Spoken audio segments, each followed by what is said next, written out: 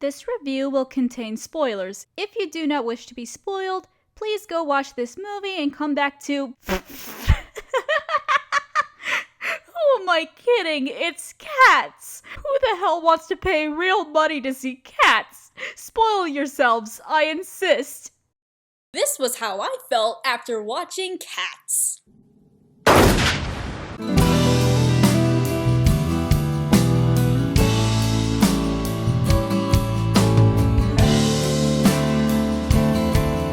So, I've been wanting to do actual film reviews for a while now, and for a while I couldn't figure out what was the perfect film to actually talk about first. And then, in December, on December 20th in fact, my sister and I decided we should go to the theaters and watch Cats. I know the movie had a re-release in January because of the CGI, but according to every other YouTuber who saw the re-release and did a review on this movie, nothing changed, and if anything did change, it was very minor. So there was really no rhyme or reason for me to bother to watch this movie again. Thank you, and let's continue.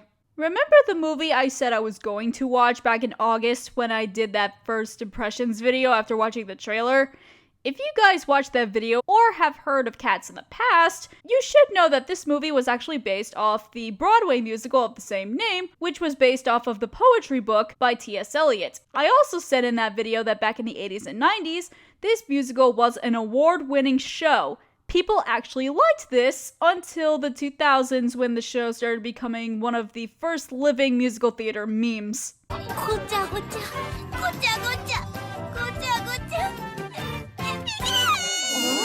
To be fair, this was also the decade when these shows were ruling the roost. Cats didn't even stand a goddamn chance, so of course Cats would be the giant wart of Andrew Lloyd Webber's career soon afterwards. The 2000s would be the perfect decade for musicals. Some can argue that the 2000s were the next golden age, which still seeps into the 2010s. So, I mentioned in that previous video I did when talking about my Cats trailer impressions that if you actually liked Cats or spoke positively about the show in any way, or if you thought Cats was just okay in general, that the theater community would most likely look at you as if you're mentally ill, or that your fandom for the theater community is actually fake. I'm still not wrong about that because as a theater person, I've grown accustomed to that fact.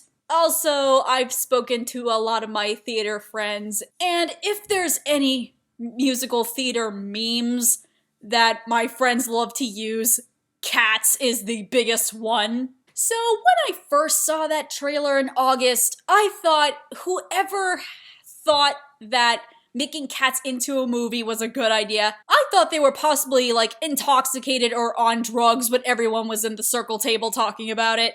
Also, just to get this out of the way right now, because if you guys have not noticed or did not care to notice, or if possibly you've not known already, this movie bombed in the box office. Not because of Star Wars or anything like that, though that might have been a contributing factor, but just because it's Cats! Even when the movie was released again in January to fix the CGI, there was no going back at this point. No one was going to go see Cats. This movie, or the whole concept of it, was dead the moment Tom Hooper brought up the fact that on the night, or the morning before the night this movie was supposed to be released, they had just finished editing the movie. The man responsible for directing this train wreck of a movie, and yes, I said train wreck because this movie Chernobyl exploded as its level of bombing at the box office, is Tom Hooper. He's done a bunch of things in his life, but the works that everyone knows he's done are The King's Speech in 2010, which has won many awards, Les Miserables in 2012, the musical movie that shall not be discussed, and The Danish Girl in 2015, which I personally like, but it's still questionable of its quality within the LGBT community. Why? So, as far as I can tell you, Tom Hooper has only adapted 2 musicals in his life. The first one, he butchered already, making enemies with the theater folks, and the second, which is the most hated musical in recent memory other than Spider-Man Turn Off the Dark. What a way to present yourself, Mr. Hooper. So as much as I hate repeating memes a million times, I'm deadass serious when I say that Tom Hooper's Oscars need to be taken away. Taken away and melted, never to be seen again. Dude, you were responsible for one of the greatest movies of 2010.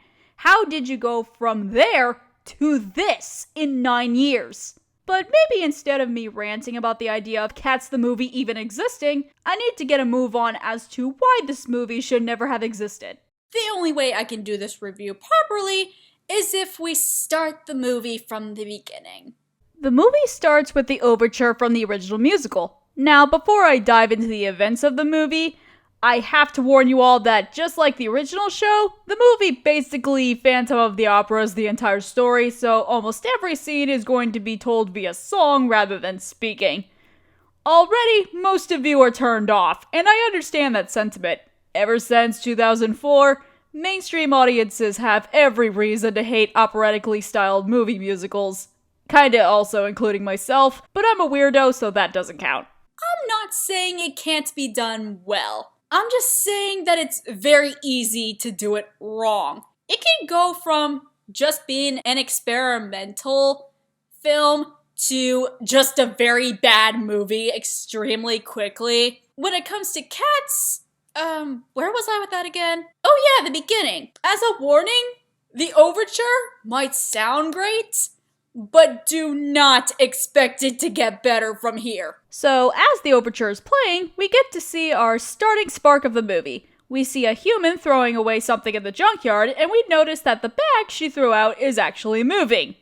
A lot. The other cats notice the bag, and the leader of the bunch, Monkastrap, played by Robbie Fairchild, rips the bag open, releasing a white cat named Victoria, played by ballerina Francesca Hayward in her debut role. Victoria is obviously very scared and has no idea what's going on until the other cats introduce themselves as Jellicles and show Victoria what they are about in the song Jellicle Songs for Jellicle Cats. I'll admit, this song made me question why people were already hating this movie to begin with, because so far it was already matching the tone of the original musical. Everyone sounds like a good singer according to the chorus, and then you have Robbie, who's doing a pretty good job considering his Broadway background. This also introduces a main character type that we haven't seen in a while, and if done right, done extremely well. Victoria, in this case, is like Dumbo, the type of protagonist who gets thrown in a world like the audience, and who is more exploring it rather than going against it or giving the audience the grand tour with their own knowledge. If done right, this could work.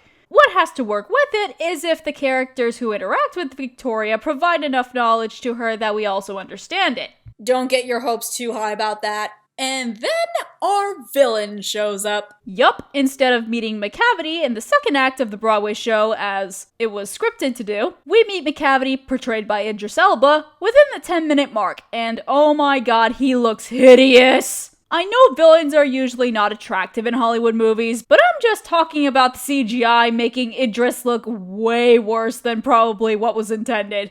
First off, why does an animal already have a fur coat on? It's like if a human was walking around with a purse made out of a corpse's skin. Also, those eyes do not match the rest of his look at all. Why don't you just make him look normal like everyone else? It's 2019, for God's sake. You don't have to make him look like the cat devil or something. I mean, if the movie does anything to Macavity that remains true from the stage show, it's that he has magical powers. If in this world cat boys and cat girls exist, why the hell not? Also, I can't really complain because there's another character that has magical powers. Anyway, Macavity tries to scare Victoria from not going to the Jellicle Ball that's happening that night because he's going to be the one who goes to this place called the Heaviside Lair, as chosen by the leader of the Jellicle Cats, Old Deuteronomy. Of course, Victoria has no idea what Macavity is talking about since she literally just arrived and has nothing to do with anything, but I guess that's why Macavity is taunting her in the first place. Then she's spared from Macavity's fear-inducing speech when a young male cat named Mr. Mistopheles, portrayed by Laurie Davidson, helps her escape to the graveyard.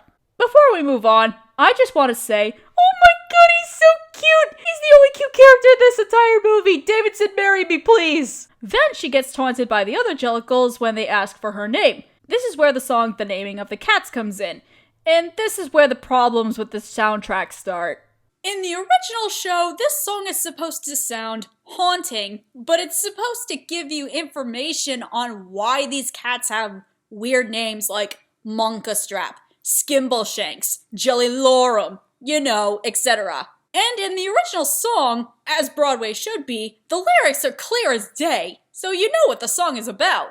But it still sets the tone for the next portion. The movie version has its lyrics so mumbled and jumbled together that I could barely hear a single thing. I get that movie musicals, especially with its pop elements, they're not supposed to be exactly like Broadway musicals, but if you're doing a musical inspired by an original Broadway show, you should be able to hear every single lyric that comes out of people's mouths. I don't have a clue whether the song was done like that on purpose, or if it was just an editing mistake, but either way, it sounds like trash. What comes next is the part that grosses a lot of people out as far as CGI and movement context goes. Victoria and Monkastrap kind of dance together in a way that's kind of sexual because they're CGI'd in naked cat bodies despite the fact that there are no private parts showing at all, because they're supposed to be cats. By the way, this is going to happen a lot, and I mean a lot. Anyway, after that dance occurs for literally no reason, Monkastrap and Mr. Mistopheles explain what the Jellicle Ball is to Victoria, and they personally invite her to go. When Victoria still doesn't get what the Jellicle Ball is about, Monkastrap introduces her to one of the contenders to go to the Heaviside lair, Jenny Anydots, played by Rebel Wilson. And let me tell you, her song is something else. As a character piece, I get it, I really do. Most, if not all, of these songs are character pieces, and they do a great job portraying the characters, which I'll go into in full detail in each song later. For this one, well, look at it! First of all, Rebel Wilson hasn't had a good record as far as her filmography is concerned. It's not that she's a bad actress, far from it. It's just that she's been in bad movies and plays the most obvious roles because, well, might as well say it, not the average size for a woman playing a role that makes fun of Jenny Anydots for being fat. Really? In the year of our Lord 2019, do we really need any musical that does this? Yes, I'm foreshadowing that Cats does this again, but we'll get to that when we get to that. But what really grosses me out with this scene is what I complained about in the last video, but it's done to a greater extent here, the CGI animation. Good Christ almighty, this is worse than I thought. Why do the mice have children's faces, and why do the cockroaches have faces too? And did Rebel Wilson just eat oh god, make it stop! I swear, this is as if Tim Burton had some part in this project. But then we meet Jason Derulo Cat. By the way, I know his name is Rum Tum Tugger, but seriously, it's Jason Derulo as a cat. Do you see a difference at all? If you thought the lyrics to Naming of Cats was intelligible, Jason Derulo knocks his poor musical skills out of the park here. I know the song because I did listen to it from beginning to end, but I couldn't sing along to Jason's slurring that he's known for here. I have to believe Hooper or the producers gave Derulo the biggest paycheck in order to get him in this movie because no sane hip-hop or rock star would go near this movie wearing a radiation suit even. In fact, the only way Jason Derulo could be talked about is if he was in something as grotesque as this, which proves again that whoever edited this movie did a shitty job. So, funny story. Before we saw this movie, my sister actually showed me a news article that as a part of the editing process, that at some point in the movie you could actually see Jason Derulo's bulge, and the only reason why this was a big deal in the article is because Jason Derulo made it a big deal. Honestly, I don't blame the guy because, hey, if he wants to go the, Chris Brown route of having a certain part of your body be more famous than the music you have, fine by me. Next, we meet the glamour cat, Grisabella, played by Jennifer Hudson, who, other than Macavity, is the most hated cat of the Jellicles. Finally, a celebrity who's known for her beautiful voice! I think now is a good time to mention that not every song is included on the movie's soundtrack. Grisabella the Glamour Cat is one of them. The original Broadway performance has the full soundtrack. The 1998 made-for-TV performance has the full soundtrack. This is an operatic musical. You would think that Hollywood would do the same for this movie. Hello? Grisabella's theme is one of the most crucial songs in the entire musical. It describes the character and how she's treated by everyone else, hence why she becomes more important later in the show. Yes, I know that Memory is obviously a lot bigger of a solo song than, well, Grisabella the Glamour Cat is, but that doesn't mean that this song should be ignored. And the fact that you couldn't put it in the soundtrack? Tom Hooper, was this a part of your decision making, or whose was this? Okay, maybe it wasn't his choice to make since he can't sell the music rights, but I'm blaming him for all the things wrong with this movie anyway. So, Jennifer Hudson as Grisabella, I think it's fine. I mean, since the character comes out ever so little anyway, I can't find anything specifically wrong with this choice. She's just not Elaine Page, if you know what I'm talking about. You see the border of her coat is torn and stained with sand. That woman can holler like nobody. Actually, I do have one nitpick for Hudson's performance.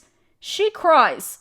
A lot. Badly. Next, we meet Bustopher Jones, played by James Corden, and I can very easily say that this is the very worst song by the very worst person to play the most useless character in the entire musical. There's just something about James Corden that makes me want to kick him in the nuts so hard that he can never speak again. She's my friend. I know her. So far, the candidates for the Heaviside Layer thing are 2 fat cats and a kind of a feline representation of R. Kelly. Oh, don't pretend you didn't know what Rum Tum Tugger was doing with those kittens. Played by adults. It seems like what they have so far is that life seems to be going well for them and they don't really have much third world problem complaints. Notice the trend yet? After James Corden brags about how much food he can eat for 5 minutes, he gets magically catnapped by Macavity. Oh, by the way, Jenny Anydots got catnapped too, but she was tricked first while the horrible Corden song was playing. But you would think that everyone knows who Macavity is. How are these cats not even aware that he's even fooling them and taking them somewhere else? Don't worry about that part, folks. That'll be explained later. Anyway, the cats get scared and run off, leaving Victoria to fend for herself, to which then she's picked up by the twin troublemakers, Mungo Jerry and Rumple Teaser. Their song is one of the only fun ones to come out of this film, and it's one of the only times you see Victoria show any emotion besides being confused. I feel bad for Francesca Haywood that she got a lead role that was more boring than a stick as her debut. Song ends, a dog realizes the cats are in the house, destroying shit yet again. Victoria gets caught in a couple of necklaces, and the twins just leave her behind. Because every man for himself, am I right? Or every cat for himself. But yay, Mr. Mistopheles comes in just in the nick of time to rescue her. Where have you been, jerkface? Actually, the comedy of which Laurie Davidson enters this scene is one of the dumbest gags of the film, but you can tell the dude is trying. Then it's what happens after Mr. Mistopheles distracts the dog that is one of the creepiest character interactions, yet the most endearing to come out of Cats 2019. Let's fuck! If you guys remember my impressions video that I did back in that August, I also said that I wanted Victoria and Mr. Mistopheles to get together. At the same time though, I wish we also had Mr. Mistopheles' point of view. He said that he was looking for Victoria after the cats scattered, but didn't they all leave her behind in the first place? How would we have known they were looking for her if we didn't see that? We can't use the story being fully in Victoria's point of view as an excuse because that's not true in the slightest since we see Jenny Anydots and Bustopher Jones stuck on the barge where Macavity sent them in the middle of the Thames. By the way, I'll explain why this is pointless later. Anyway, Victoria Exmistopheles is a thing now. So he takes her to the abandoned theater where the Jellicle Ball takes place and where the other cats wait for their leader, Old Deuteronomy, to permit them entrance. When she does arrive, though... God, Judi Dench looks so done with her career that it's not even funny. She's probably thinking the whole entire time that she performed in the best West End shows and Hollywood movies, only to get downgraded to a horrible CGI'd cat. She should be enjoying her retirement, not this. I think this is the part where I should tell you that we all should be happy that at least this movie has absolutely no giant dance scenes that go on for way too long. The Jellicle Ball opens with a dance number that really makes everyone feel awkward, especially since Muckastrap is trying to make, whatever young people want from Cougars from Old D. Ugh. Next, we see Grisabella being ostracized once again, so Victoria follows her outside. This is where we see Jennifer Hudson tackle memory for the first time. I already told you which version I liked, but Jennifer Hudson does a pretty good job with the first portion. She's not hopelessly crying as much. And then we get to the song where Taylor Swift actually wrote it. Don't worry, Swifties, Mama's coming. Victoria sings Beautiful Ghosts as a way to relate with Grisabella about what rejection feels like. It's actually one of those moments in the movie where we ask ourselves, why is a scene so beautiful in a dumpster fire like this? Is this scene from the same film? Speaking of which, even Judi Dench's rendition of the moment of happiness is way out of her tired character. So this kind of proves my point that not everything about cats is terrible. It's just that this movie is such a mutant of a mess that basically Tom Hooper had no idea what he wanted to do with it, just like exactly how he ruined Les Mis. Does Tom Hooper have this obsession with ruining operatic-style musicals? Speaking of the mutant thing, Gus the Theater Cat song is the second to worst song of the soundtrack. Ian, you were Gandalf, for God's sake. What happened to you? What torture contract have you resorted to? Hello, darkness, my old friend. Oh, and he also gets tricked by Macavity, and you would think Gus of all cats would recognize him, but holy Christ, I hate this plot device! The next song is actually one of my favorites, Skimble, Shanks the Railway Cat. Out of all the songs from the soundtrack, this one succeeded in making a good cover. Granted, this scene itself isn't much of a splendor, but the song was the bop to come out of a movie about humanoid cats. At the same time, the original song was longer and better, so Cats fans who adore the Broadway version, I get you. Now, ladies and gents, for the fan service moment you all have been waiting for. Where on earth is Tay Swift? After Macavity makes Skimble Shanks disappear into thin air like he did with Buster Jones, Bum Ballerina, Taylor Swift in disguise, comes down on a moon prop with catnip to turn this movie into what it wants to be. The pink elephant scene from Dumbo on steroids. Well, steroids with Taylor's somewhat worst musical performance to date. Compared to the others on here, I'd say this is average. Macavity, Macavity, there's no one like Macavity. And just like we all thought she would, Taylor became the lackey to the much better actor.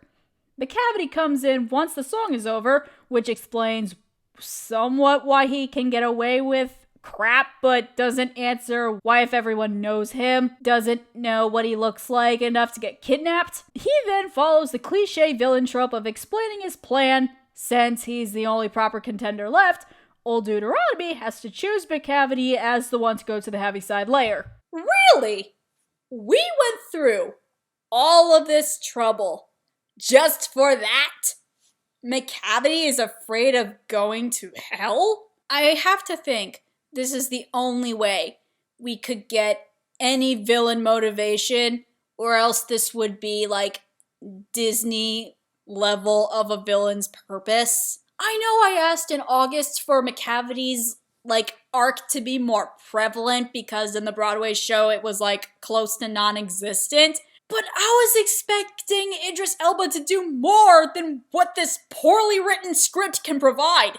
Of course, Old D utterly refuses Macavity because he is the cat that deserves to be reborn the least.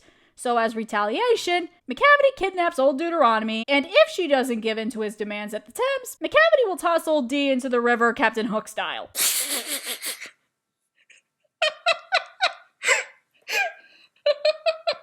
I can't. I'm sorry, I can't. This is just so stupid that I can't. Continue, please. I just can't. Back at the theater, Victoria tries to convince Mr. Mistopheles to use his magic to bring Old Deep back, which leads into another favorite song of mine. I'm quiet and small, I am black, from my ears to the tip of my tail. I know, a song at a time like this, but this is also a plot point in the musical, so please bear with me. The other cats encourage him to come out of his shy shell and use his wonders, but after a few failed attempts, there is only one way Misto can succeed. Oh, well, I never was there ever. The cat's so clever as magical Mr. Mistopheles. And we I'll bring the Master Cat back to lose my virginity! And it actually works. Not in the place that Misto pointed at, but old Deuteronomy is back safe and sound. My reaction was the same as Macavity's in the next scene, which I found hilarious in hindsight. But then what happens next? The only way I can describe how ridiculous and out of place this fight scene is that it reminds me of how the gargoyles fight from Disney's Hunchback, but even more stupid and contrived. But thank God it ends quickly. Returning to the theater, Victoria tries to talk to Grisabella again, this time singing Daylight, a solo song meant for Jemima in the original musical. But in case you haven't noticed, Jemima isn't here. In the original, there were more cats that served purpose than others. Because for film you have so little time to deal with, many character sacrifices had to be made. On the bright side, it does give Victoria, who is the main character now, more of an arc.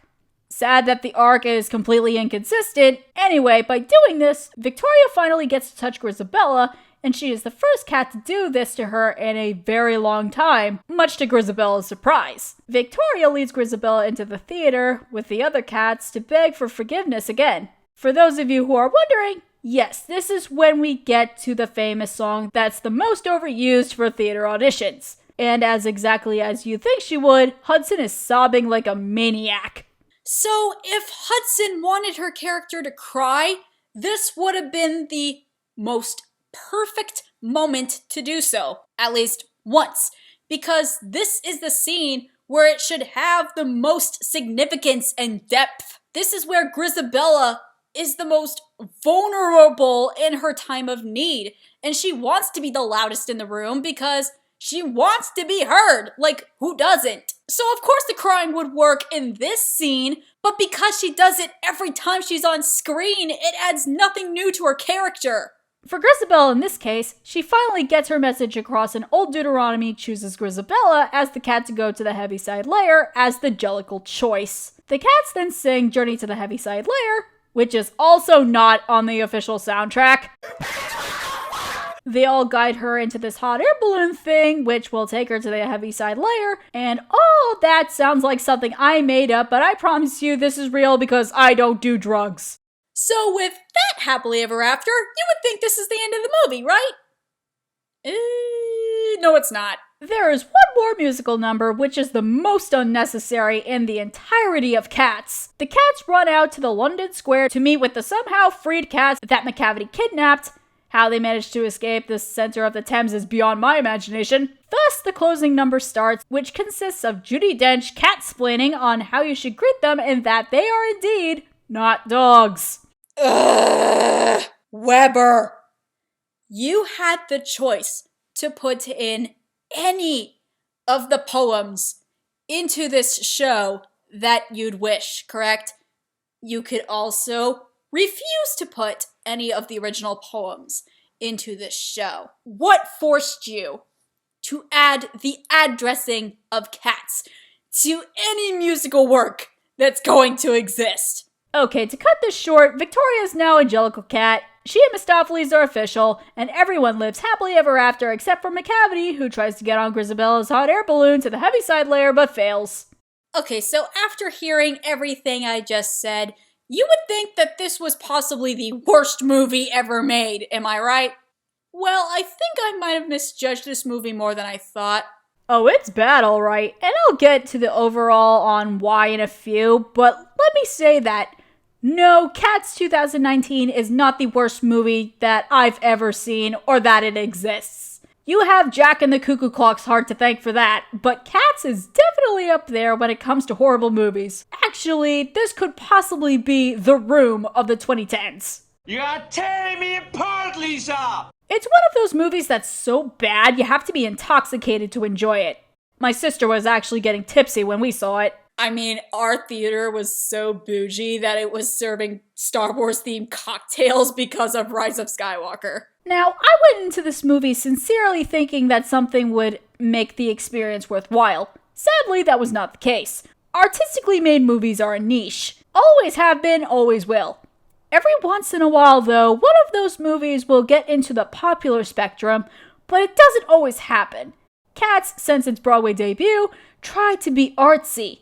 The biggest problem of all is that unless you've done your research before you went to see this film, you'll have no idea who the characters are or what the flippity heck is happening. This would have worked if everyone read the original book. That's 80 years old and very British, which is ironic since T.S. Eliot was born in St. Louis, Missouri and moved to England in his 20s. The other alternative is obviously writing a better damn script on Hollywood's part. And to be fair, Weber himself was actually very well tied to this project, so if Hooper wanted to make any changes to it, it had to go through Weber, and Weber was probably too proud and too stubborn to mainly change any of this, movie to make it make more sense, which most likely shows us how liberally limited this man actually is. So was it possible for Cats to be good in any way, shape, or form? The best way I can put it is that if you can use the book as inspiration, but do what the rest of Hollywood does and make something up. I would have been entirely okay if Andrew Lloyd Webber pulled a Disney for a poetry book, but Webber just took it too literally, and that came out as a bunch of ideas trying to make something work, but doesn't tie everything together by the red string of fate. Cats was doomed the very day it was even conceived, and I'm talking about the musical, not just the film. Yes, it got awards, but that was because Broadway had nothing notable until the 90s and 2000s. Cats got famous on dumb luck, and its career crashed like an alcoholic rock star the moment better talent showed up. The 2019 movie is an example of a famous person's last attempt to be relevant. The story was more convoluted, the characters are dull as turds except for Mr. Mistopheles, and the soundtrack is 80% a joke. And don't even talk to me about the CGI, just don't. So at the end of the day, I don't think Cats was the worst live-action movie of 2019 or even this entire decade. I think it only comes off that way is because the internet hypes it up so much to be bad, so of course it has to be the worst movie of all time because everyone says it's going to be, and everyone who ever watched it says it is, whether they paid money to go see it or whether they were watching it for free. Not that they're wrong per se, but at least this movie gave me what I expected to be bad rather than it giving me advertisement fraud with good marketing, which it obviously did not. Like, in short, Cats gave us exactly what we were expecting from the movie, and even less. For that, I would actually give this movie a 2 out of 10 if I were to rate it properly.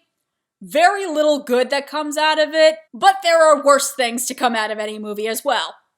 And finally, I am done with this monstrosity, so we can finally stop talking about cats. And we've come to our video conclusion for today. If you guys enjoyed this video, please hit the like button. And if you have any opinions about cats, and I sure know you do, please make sure you share them in the comments below. If you guys haven't done so already, and you want to see more of what I do, please make sure you hit the subscribe button and make sure you are notified of my videos every single time I upload by hitting that bell. I'm Cait Cher, and it's been real. Ciao!